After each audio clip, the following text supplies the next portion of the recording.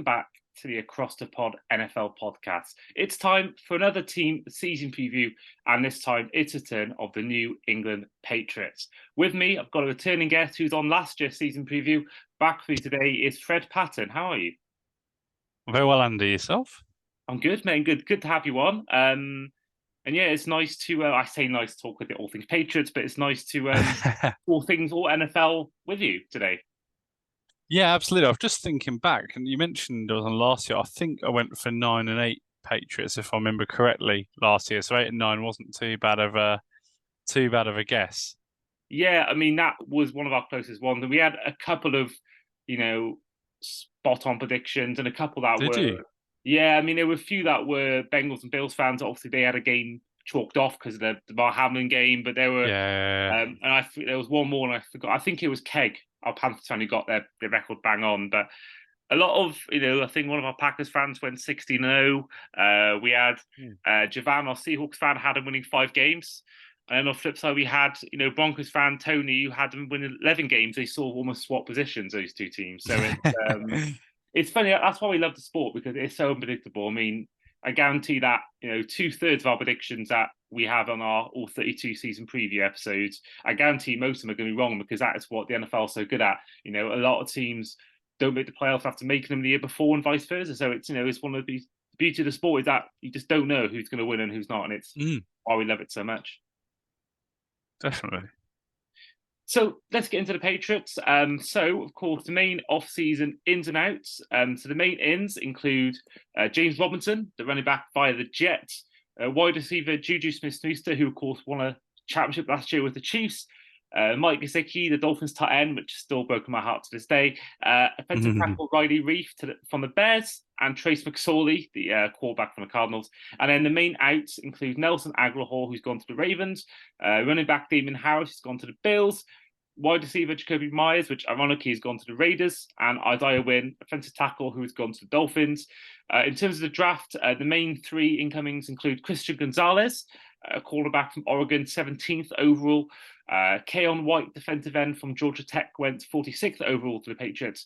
And you took Sacramento State's Marte Mapu, linebacker, 76th overall. So overall, Fred, thoughts on the offseason? Yeah, I mean I'll start with some of the outs really. I think Nelson Aguilar I think makes sense. Hasn't really worked for him in New England. Again, I think, offensively for the receivers, certainly, not so much the running backs, but obviously the play calling was pretty appalling last year. I think, this is a justified I think it's a justified opinion. I think it was shared by a lot of Patriots fans throughout the season, but it was quite disturbing when you're watching week one. And obviously, you watched week one because we were playing you. And I couldn't tell you who was calling the plays for the Patriots offensively. I wasn't sure if it was Matt Patricia, I wasn't sure if it was Belichick, I wasn't sure if someone else. Like, you sat there and you're sort of thinking, who's calling what, which is ridiculous in an environment and an organization which is so professional that you're even questioning who's actually coordinating the offensive plays, which is it was just a ridiculous situation. The things didn't get a lot better, and I think you saw like again, I think you mentioned slightly the the Raiders game there, obviously, and Jacoby Myers ironically going to the Raiders, but would that have happened under any other Patriots offensive coordinator, or Josh McDaniels, someone like that? Absolutely would not have. And that sort of illustrates the mess that they were in at that point last season offensively. So, people like Aguilar, Jacoby Myers, these people moving on, I think it's probably the best thing for them. I think Myers wanted a bit too much. Myers was good last year, but I think he wanted probably more money than what we really wanted to pay him. The Patriots don't really like to pay although I like to pay as little as possible for receivers historically. So I think a $33 million deal over 3 years at the Raiders probably suits both parties. Aguilar was always going to go move on, as I said. Disappointed to lose Damian Harris, but obviously Ramondre Stevenson, really emerged in the second half of last year and was very, very good. And obviously with Zeke, who I'll come on to shortly, that's a very exciting pair of running backs for the Patriots.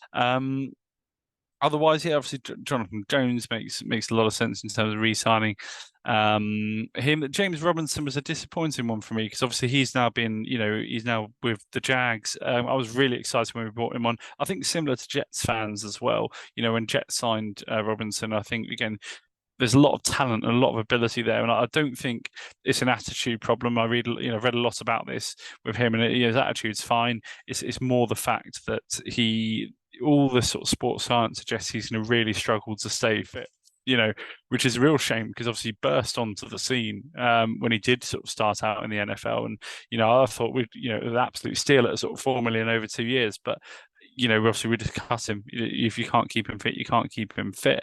Gesicki, I think, is a solid addition. Juju Smith-Schuster, again, a good addition at wide receiver. You're paying less for him than you would have for Jacoby Myers over the 3 years, so I think it's a shrewd bit of business. Needed a couple of offensive tackles, so very glad we got Riley Reeve and Calvin Anderson there as well. But obviously, yeah, Ezekiel Elliott, I think it's a really positive move from the Patriots. It's very difficult to know exactly what to expect from him, but we were linked obviously with a few players in the receiver position, namely DeAndre Hopkins, who we didn't in the end go for, and he sort of allegedly preferred us over the Titans, and then we didn't quite sort of in the end seal the deal, and then we lost him ultimately. I think we'll come on to Max shortly, I'm sure, probably, but we needed someone who's been a top performer at some point in their career, even if they're not quite at what they were maybe now. But I think we just needed something offensively, which at least looked good, just to G us up a bit after last year, because obviously we were so poor offensively, mostly because of the lack of coordination of the offense, really more than the offense itself. But so that's really exciting. Although realistically, is Zeke what he was? Probably not, obviously, because he's only had one over 1,000-yard rushing season in the last 3 seasons, but he's still pretty good. And I think alongside Ramondre Stevenson as well, you've got 2 really, really good running backs there, to go to. So I think that's fantastic. So overall, I'm okay with things. I would have liked DeAndre Hopkins, but I think tests for the O-lines, we've got a couple of offensive tackles in. Mac's going to need that. Obviously, we've got Bill O'Brien, a much better offensive coordinator. I believe this is a sort of do or die year for Mac. I think he's got enough weapons around him. I think he's got a good offensive coordinator now. So I think overall I'm quite happy with the preseason or postseason preseason few months we've had. I think obviously what makes it difficult is how strong the AFC East is going to be, because I genuinely believe the Patriots will be competitive. I've seen a lot of people rubbishing them. I don't think that's going to be the case at all. They're probably, if you look at the rosters realistically, the weakest of the 4, but I think they're still strong comparatively. It's probably a top 15, top 16 roster across the NFL. So, I think it's just the divisional games are going to be so crucial, but I'm sure we'll come on to that a bit later. Oh, yes, we will. And talking to Elliott, I mean, last season, as a second choice back behind Tony Pollard, he's still got 12 touchdowns, just under 900 yards. So I think if you can have that as an option, I mean, I would say a lot of his touchdowns were sort of red zone sort of carries. They weren't like the blistering 56 yards run we got used to in his first few years. But I think if you've got that, I think it's a great option to have. And I think that I can't think what the deal is now, but I imagine it's not too expensive. And I think that if you can get him on no, 6 million over 1 year, see, that's pretty risk free. And I think if you can get him to perform that sort of standard, even if you get, say, 600 yards, 9 touchdowns, I think that whilst that's a decrease on his previous stats, I think that's still good to have alongside like Ramondre Stevenson, who will lead the way. And I think Zeke is aware now that he's not going to be number 1 back, because I think he'll be happy in that role. But of course, it all depends on the coaching. And I think this is the big problem last year. And that really leads on to my first point of discussion, because Mac Jones was arguably, I think, by some way, the best rookie quarterback in his first year. But then second year, he took a big nosedive. And now the big takeaway from that was the fact that you had a defensive coordinator, Matt Patricia, running his plays. And we all know that didn't work out the best. So in terms of this season, his third season, do you think we're going to see Mac Jones of his sophomore year or Mac Jones of his rookie year? How do you see that going with him and Bill O'Brien, who's coming to replace Patricia as the OC? Yeah, I do think it will go a lot better. I think, you mentioned, yes, Matt Patricia, was allegedly calling plays, but it was very difficult to tell at times. And there were times where he wasn't calling plays in games. That's how ridiculous the situation was, even though he was on meant to be calling the plays. So that can't have helped anyone. It was just a very unorganized situation for a organization that has prided itself on its organization pretty much since Belichick's been there. So I do think things will be better. I say with a little bit of trepidation. I think, I like Mac Jones, and I think his attitude has come in for a lot of criticism at times. And, I think probably some of it's fair. It took a little while for me to really get on board with that. There were sort of a few rubbishy bits in terms of, him sort of holding on to people and kicking people if he'd been sacked and all this sort of stuff, which I'm not too fussed on that. I think that happens every day in, day out. I think if you watch Kansas City Chiefs, they're the first to sort of kick someone as soon as they get the opportunity, and all this sort of stuff. So that goes on throughout. I don't have an issue with that. What I do have an issue with is some of his attitude in terms of sort of visibly on the field of play and all this sort of stuff. Now, if his attitude gets back to where he was in his first year, I think we can chalk that off to the fact that the offensive coordination was really, really bad from Matt Patricia and Joe Judge. If he starts badly, and it can happen to anyone, he needs to have the attitude he had in his rookie year, because his attitude was exemplary. It was very much a case of, I'm going to be a professional about this. And I don't, I think it's a combination of reasons, perhaps, as to why his attitude wasn't what it was. But I do genuinely believe things will go better. I think as well, from his perspective, Bailey Zappi isn't as talented as Mac Jones, but what Zappi does is get rid of the ball quickly, reads the game very quickly, and he was very, very competent when he took over and Jones was off. He's got a high pass completion rate. A lot of those, he does dump the ball off a lot in terms of, trying to find the easy pass, but he doesn't lose the ball a lot. And that does suit the way Belichick actually likes his football teams to play. He's not looking for big, expansive players a lot of the time. So I think Jones does need to sharpen up as much as I believe he will, and things will go better. They have got a quarterback there who, is he going to take you back from 20 points down to win a game? Probably not. But, if you get the lead with someone like Zappi, he's not going to make stupid mistakes either, and lose your games from that point. So I think there's a lot to think about offensively, actually. But Jones has got, I think he's got a start for me. I think he's got enough weapons now with Bill O'Brien, who he gets on well with. It is time for him to rediscover his form from his rookie year, really.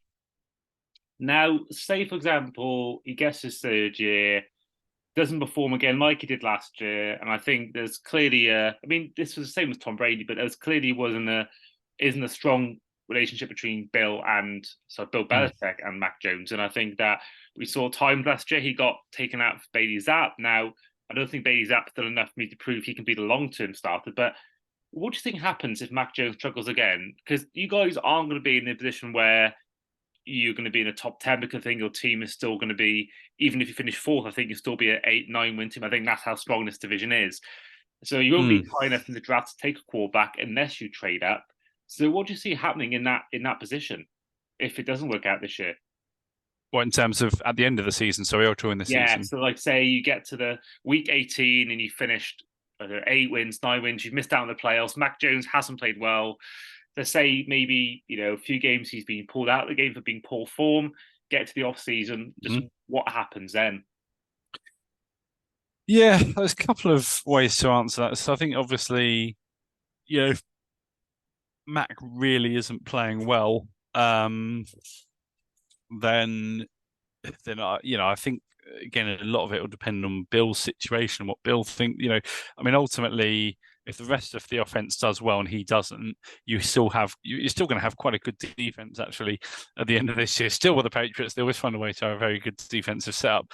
But so Bill's that I think then got to think, right, what do I want to do? Do I want to keep going? If I want to keep going, I'm going to need an experienced quarterback, because I think the way the Patriots set up, they don't.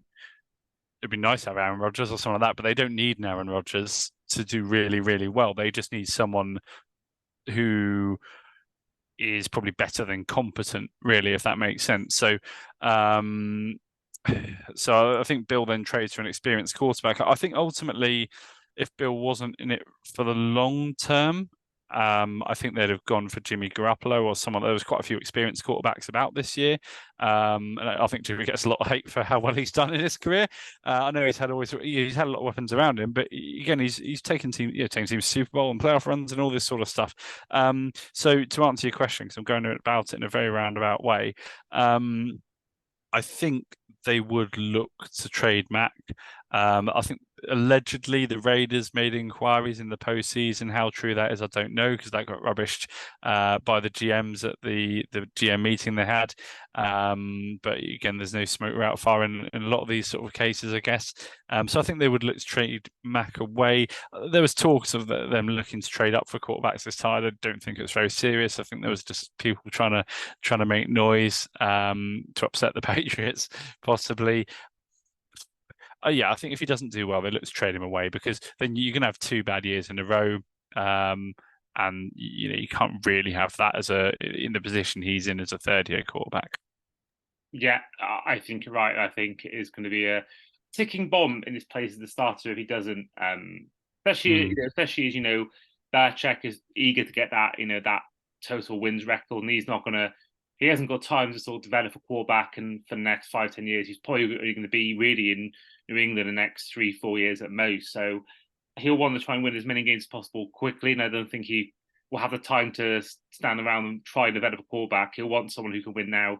And I think you mentioned Garoppolo. Yeah, I think getting him in, someone that Bill Belichick liked when he's in New England, I think that would work out well to a certain extent. Speaking of Bill Belichick, of course, it hasn't been great since Tom Brady left, of course. 2 losing seasons, and the winning season, even that saw you lose heavily in your first playoff game of that season. So this may sound completely just overblown, or maybe some people might think I'm overreacting here. But is Bill Belichick on any kind of hot seat going into 2023? Probably not, but again, they have to make things look. However the season goes, it has to look better this year. Now, again, what I mean by this, and I keep harking on about, obviously how bad the selection of Matt Patricia was as an offensive coordinator last year, but you can't have situations where Matt Jones is throwing his arms up in the air because the play calls are bad, and the play calls genuinely were bad. Matt was also bad, but he was an awful perfect storm, really, in that sense. You can't have that again, because even with Cam Newton, when the Patriots weren't good, if you like, offensively, it was clear what they were trying to do. I think the most disturbing thing, as I've sort of mentioned before, is it wasn't really clear what they were trying to do. Brilliant defensively, excellent at times, but if you had the ball in your hands, you're thinking the only way we're going to score points is pick sixes, when we get the chance on the other side of the ball, which is a horrible way to think, but that's exactly how it looked at times last year. And again, that was because of the coaching setup Bill had put together by and large, and that's the issue. So I don't think he's in a hot seat. He's obviously done so well for so long. However, it does need to be better this year. It does need to look united. It does need to look smart and well thought out. Everyone's allowed an anomaly, particularly in his position, I guess. But yeah, I don't think he's quite on a hot seat yet. But it does need to be smart this year, and how they start. Even if they're I don't know, 3-3 or 2-4 after 6 games. If you can see what they're trying to do, I think that's enough. But we can't have the situation that took place last year. It's absolutely ridiculous. Yeah, I agree, and I think that it's. I do still believe that he will retire at some point. Me too. Yeah. Yeah, I think he'll try as much as he can to get that record, and I do think after that, he will go. But at the same time, if they have like 2 consecutive 6-win seasons, I think Kraft may not think about that. He may just go, I'm looking for the benefit of the team, not just yourself. I actually had this week wrote an article on this about Bill Belichick for the touchdown. So anyone listening, this may be released by the time this article is out or not, I don't know. But if you are listening to this podcast and it is on the Touchdowns website, do check it out, because I think it's quite a good read, if I say so myself. Now, heading on to the final segment, which is going to be our win, loss, tie section. Now, as mentioned before, you came on last year, you predicted 8 and 9, and the team went 9 and 8. So a fairly accurate reflection. So I'm intrigued to know, how you'll do this year in this section. So Week 1 is a home game against the defending NFC champions in the Philadelphia Eagles. Yeah, I think the Eagles will win. I think they'll come back strong again this year. I don't think the Patriots, hopefully, in my heart of hearts, I really don't think the Patriots will make it easy. They do play well against quarterbacks who like to run. They should have beaten the Ravens last year. That was their own fault they didn't, but they, played very well against Jackson. They've always done a good job on Kyler Murray. So, Jalen Hurts, that sort of quarterback who is mobile, they seem to set up really well for. Um, Eagles defense is strong though. I think the Eagles will probably have too much for the Patriots, but I think that'll be a better game than perhaps what some people may think. Yeah, especially a lot of times you see the best teams aren't always good week 1. So a lot of the time, Mm. I know the 49ers lost last year week 1. I believe the Bengals lost last year, or the year Mm. before last, whatever it was. And I think it's often the case where you all know yourself, the Patriots fan, it's not how you start, it's how you finish. And you guys were the prime example of starting, I don't know, 3-3, 3-4, and then going on to, win a division, second or first seed in the AFC, and reach a Super Bowl and mostly win it. So yeah, I think that could happen. I think if you're going to play a good team, play them early. Speaking of which, week 2, you play the Dolphins at home again. Mm. I know we never beat the Dolphins at home, but I do fancy that we'll do it. Um, this time. I think sort of late game in Foxborough will suit us. Always seem to sort of start in. We seem to sort of play very early on, sort of early kickoff, first game of the season usually. But yeah, no, I actually do fancy the Patriots to beat the Dolphins and then beat the Jets the week after. There as well. I just think defensively, well, I'll come on to week 3 in a moment, but yeah, I think we'll beat the Dolphins. Week 3, you just mentioned it then. You're on the road to the New Mm. York Jets at MetLife Stadium. I also think we'll beat the Jets first time round, even though we're at MetLife Stadium. I think there's obviously a bit of it's the hoodoo that we have over them. They haven't beaten us for a very, very long time. They'll still be trying to gel the offense. Obviously, Rodgers won't have played an awful lot of football with them at that point. I think essentially the Patriots' route to winning that game is trying to run the ball into the ground. Run the game into the ground, taking a lead, and just keep running with it really. Because obviously, Sauce Gardner's a pick machine, INC machine, but I do think actually again being very very positive at this point, but I do think we'll be 2-1 at that point in the season. Then week 4, you're on the road against the Dallas Cowboys. Mm. Yeah, I think in late game, not late game. Sorry, I think the Cowboys will beat us. I think this is probably where we get found out a little bit. So it's well-gelled offense. I think they'll be they'll beat the Patriots.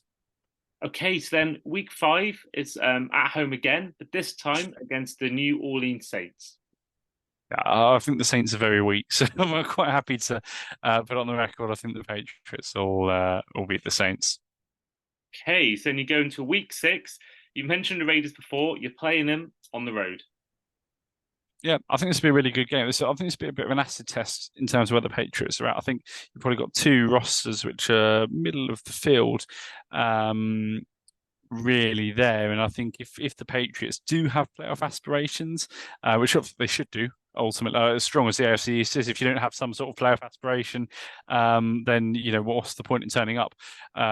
Ultimately, but I'm going to go Patriots win. But again, I think that one could go either way. Okay, so then your next game is at home against the AFC East rival in the Buffalo Bills. Unfortunately, as positive as I am, I think the Bills will win. Okay, so in week 8, on the road to the Miami Dolphins. Yeah, I think the Finns at Hard Rock will win there. Okay, so that means you go into week 9 against the Washington Commanders at home. Yeah, again, the Commanders are sort of in a rebuild phase at the moment in a lot of senses. So yeah, I fancy that fancy will beat the Commanders at home. Okay, next one is a big one for the European Mm. NFL scene as you travel to Germany to Frankfurt to take on the Indianapolis Colts.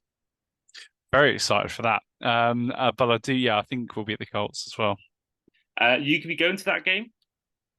Unfortunately not. No, I'm going to a couple of London. I'm going to the London game a couple of weeks before, and unfortunately, I'm going to be away with work the week before, so I couldn't unfortunately be away that weekend as well. Which London game are you going to? The Ravens game on the Oh, 15th. yeah, yeah. I'll be there as well. So Yeah, hopefully I'll meet you in person for the first time. yeah, looking forward to it. Be good. Yeah, well, I actually met your friend Rob Monk for the first time in person only a few weeks ago. So it'd be nice to meet a fellow former Third and Goal podcast member. He's was that the BFFL, was it? British Fantasy Football? Yeah, that's right. Yeah, yeah, Yeah. yeah. No, Oh, brilliant. it was really weird because I've been doing podcasts the last 2 or 3 years, and I've got to know so many people without actually meeting them in person. You know, so many people I've also, and Dan as well was there, so it was really Mm. um nice. I've been to a few events now this year where it's been meeting people in person for the first time, like the Boys in the Franchise Tag podcast and other people like that. And yeah, it's been really nice to meet people finally in person rather than just over Zoom. So hopefully I'll meet up with you in the Ravens game. Brilliant. So you go into your week 12 after your week 11 bye on 6-4 against the New York Giants on the road. Really torn with this one. I think the Giants will keep improving. They were very good last year. I think they'll keep getting better. I like the coaching setup. Gonna go Giants win. I think they've leapfrogged us, and I quite like them at the moment. Yeah, I mean, you're the Patriots probably Tom Brady's least favorite team when he was there. I mean, they gave you such hell in those two Super Bowls, and I still looking back now, I don't know how they still won those games. Week 13, you're at home against the Los Angeles Chargers. Again, like the Las Vegas game, I think it's a